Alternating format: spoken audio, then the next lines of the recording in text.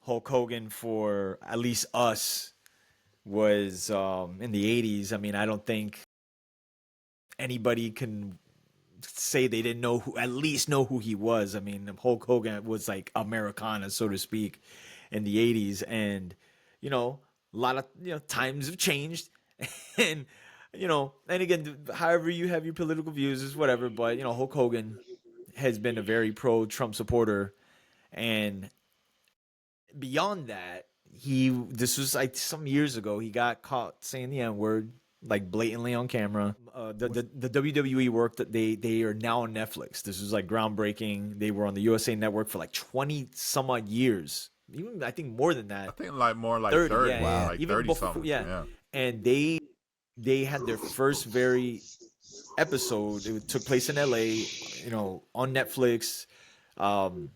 And Hulk Hogan, and they had a lot of different people show up, old school people, and Hulk Hogan shows up. And back in the day, even from a nostalgic standpoint, he'd show up and it'd be like, raucous crowd, everybody going crazy. Yeah. Well, he's the GOAT.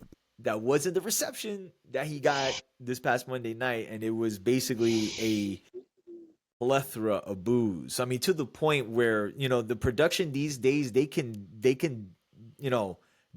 die down the boos if they see like the reaction isn't what the production wanted.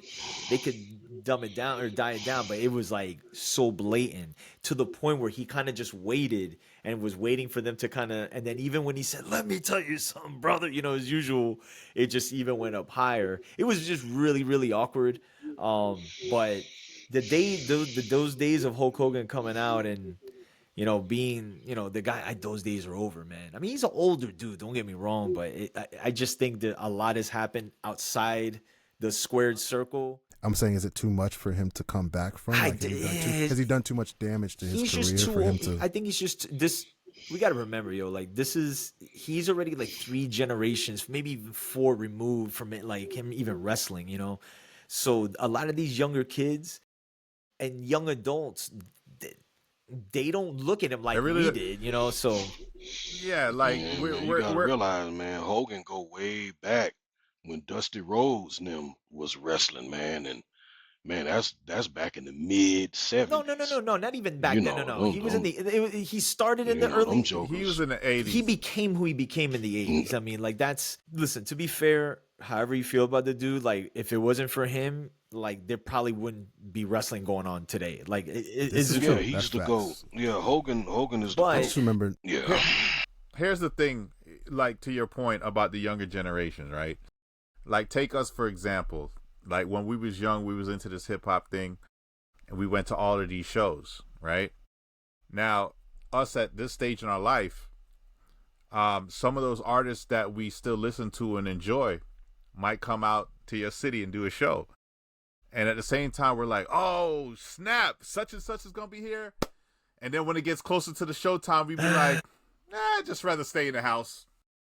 You know what I'm saying? So it's the same thing with these older performers, celebrities and stuff like that. Their fan base, you see what I'm saying, is not the same fan base that's in those stadiums that they're showing up to. Case in point. Yeah. If that arena was filled with all of those people who was following him from the 80s, he wouldn't have got booed. But it's a bunch of new faces in there, young kids, you know what I'm saying, that don't necessarily care about who Hulk Hogan is. They care about The Miz and all these other guys that are in WWE now. And they're like, who is this guy? You know what I'm saying? There was a part, though, where, again, it was in California. And, California is a big Democratic state. It was political. It was political. But at the same time, it was funny.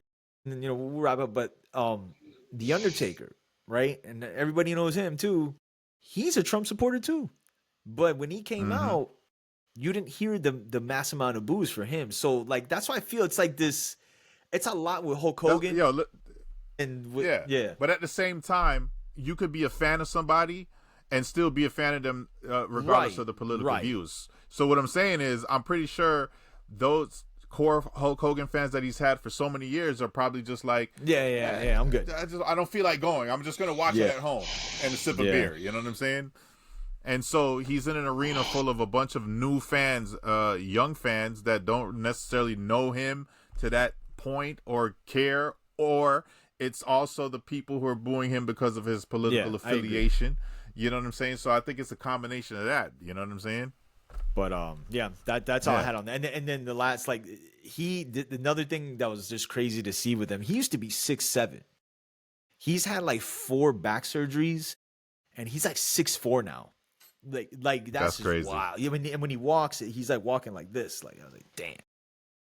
Yo, is Hulk Hogan really 6'7", bro? That's yeah, like at one point he was. bro. Yeah.